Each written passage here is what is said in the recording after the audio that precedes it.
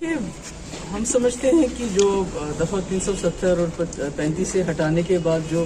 مرکزی سرکار کے بلند باند دعوے تھے کہ یہ بہت بڑی رکاوٹ ہے ترقی میں، وہ بالکل غلط ثابت ہو رہا ہے۔ ایک تو پہلے ہی لوگوں کی پگڑیاں اچھالی گئیں، لوگوں کا تشخص چنا گیا، اور اس کے بعد جو ترقی کا ڈھونگ یہ مچا رہے ہیں، بتا رہے ہیں۔ مجھے کہیں بھی جتنے بھی لوگ ملے شکایتیں ہیں، ہماری سڑکوں کا حال بہت برا ہے، بجلی کا حال تو اس سے بھی زیادہ بے حال ہے، اور بے روزگاری سب سے بڑی چیز ہے کہ پہلے تو جیسے آپ کو یاد ہوگا مفتی صاحب کے ٹائم میں رہبر تعلیم ٹیچر لاکھوں کی تعداد میں ہم نے امپلائی کیے تھے، اس کے بعد رہبر صحت، رہبر زراعت،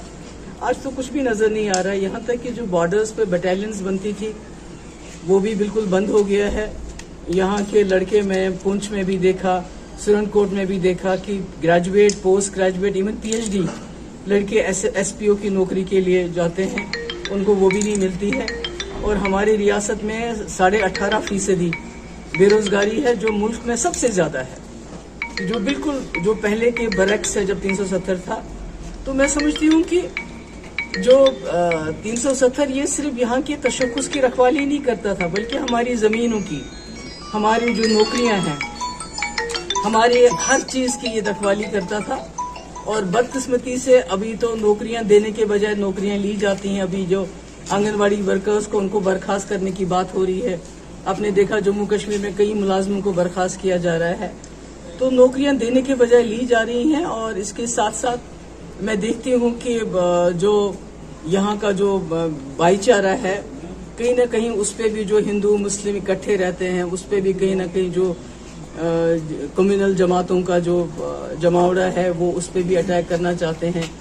بھائی بہنوں کو آپس میں لڑانا چاہتے ہیں، گجر پہاڑی کرنا چاہتے ہیں، کشمیری گجر کرنا چاہتے ہیں۔ تو یہ صحیح نہیں ہے، اور میں سمجھتی ہوں کہ اس سے کچھ حاصل ہونے والا نہیں۔ یہاں بھی خوف ہے، یہاں بھی ڈر ہے کہ بات کریں گے تو پکڑ کے لے جائیں گے ہمیں۔ گزشتہ دنوں آپ کا کہیں جانا ہوتا ہے تو ان کی مرضی نہیں ہوتی ہے تو باہر سے تالا لگا دیتے ہیں، گیٹ پہ بند کر دیتے ہیں، تو ہم کیا کر سکتے ہیں؟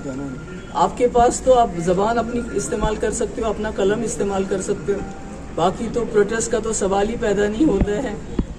ابھی آپ ملک میں دیکھیے جہاں بدتر سے بدتر حالات بھی ہیں، وہاں بھی لوگ آ کے پروٹیسٹ کرنے کا حق ہے ان کو، تو یہاں تو آپ کو پروٹیسٹ کرنے بھی نہیں دیتے۔ اگر آپ پیسفل پروٹیسٹ کرنا چاہیں کسی چیز کے خلاف، اس کی بات بھی نہیں کرنے دیتے ہیں،